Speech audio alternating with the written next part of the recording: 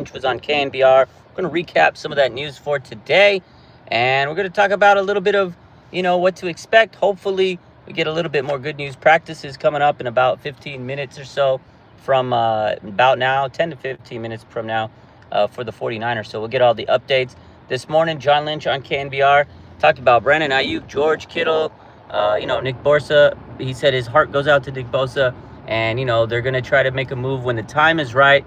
They have to assess who they have right now on their team and who's available, right? You can't just go and grab anybody right now. You have to see who's available, who's going to be, selling their players, right? Is there going to be a fire sale on a team? And you got to really see what the Niners are all about right now. They believe in their guys, right? You got Sam O, you got Michael Williams, you got Bryce Huff. See what they can do first before you go and just sell the house and make trades and trade your draft picks. See what the Niners can do in the meantime. Robert Beal, hopefully he does some stuff this week and maybe can step up. So Niners will assess it, kind of what I've been saying over the last couple of days. You can't just trade for someone immediately. You need to see and assess the situation. And then he talked about Brandon Aiyuk. He says there's no setbacks, but he's not close. He did mention how it's an ACL tear, and, it was a pretty significant ACL tear. And you guys got to realize it's not just an ACL, there's an MCL involved as well. So pretty substantial amount of damage.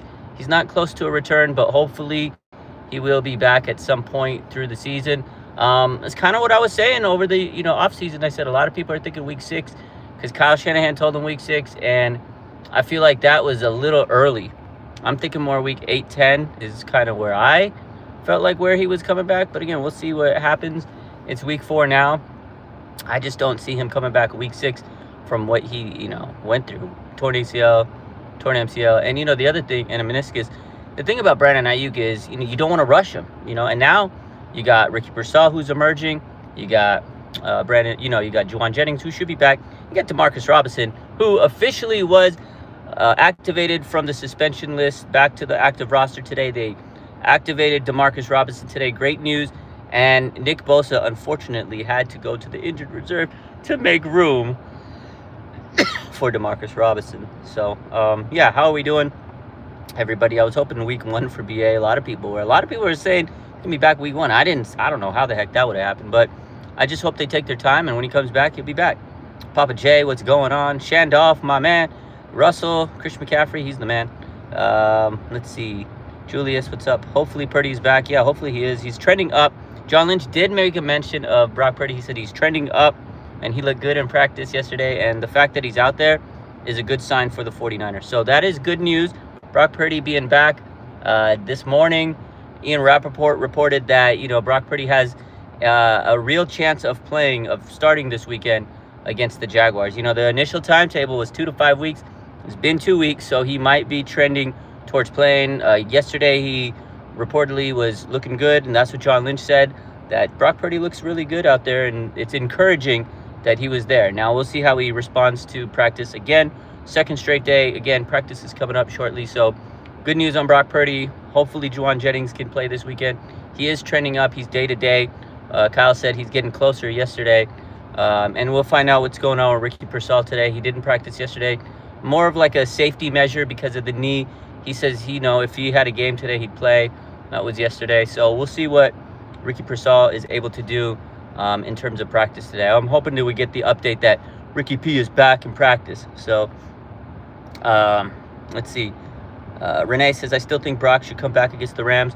I don't know. That's tough, man. Short week. It is tough if he comes back this week because then he'll have a short turnaround after, a lengthy few weeks off. So it's a tough position to be for Brock, and it's a tough position for a team because you get that Thursday night game after this Jaguars game, which it's not an easy game. They have a really good defense, so it's going to be a tough one on Niners and Brock. And, how can he come back from this toe injury? And then you got a quick, short turnaround against the Rams on Thursday night. So these next 2 games are pretty critical, and I feel like that's why they thought maybe 2 to 5 weeks, because they were like, we got to get out of this stretch. This is their tough stretch of games now. You got Jaguars. Again, they're better than a lot of people think. I think we'll beat them. And then you got the Rams, and then you got the Bucks. 3 games, they're pretty tough. The Rams game, short week, and then, you get an extra couple of days. And then the Buccaneers. 10 a.m. game in the humidity of Florida's a swamp, So it's going to be interesting these next couple of weeks. We got we're really going to figure out how this defensive line looks without Bosa. And then I think that's when you make the call and say, all right, we need XYZ. We need this guy. He's available. Again, due diligence is in full effect right now. So, but good news for the Niners. They did get Demarcus Robinson back today. He's officially on the 53-man roster. They got a full 53-man roster. Now, again, recapping real quick before I head out, Brandon Aiyuk, there is no setbacks, but his return is not close, according to John Lynch today on KMBR. So that was the big news this morning. Again, he's making good progress. They like where he's at. There's, certain markers you have to hit when you're doing recovery and rehab. Obviously, as a physical therapist, there's certain markers that patients have to make, before they return to play or return to whatever they got to do. There's certain little things they got to do. Stand on one leg, cut laterally, whatever the test is, whatever pain-free movement in a lateral direction, whatever that marker is for Aiyuk, he has to continue to make those markers. Now, if they don't, they keep rehabbing until he can make, whatever the marker they set. What if the goal is he needs to be able to run, 2 miles without pain afterwards? That's a marker set for Brandon Aiyuk, and those are the things he has to meet, and that's where he's, going through. So, obviously, he's trending well. He looks great in practice when he's running, but that's not a game. That's not taking hits. That's, you can't really simulate a game 100%. So, he's a far away. There's no pads on when he's running, running routes on air. So, he's, again, no setbacks. It was a very substantial injury that he suffered last year, and they don't want to rush it. They don't want to put too much, pressure on him, because if you rush it, then you're cooked. But any case, we will be back soon. We got updates coming up, practice updates. We'll post them. And then when I get home, we'll go live again. I got some patients to see, home health care.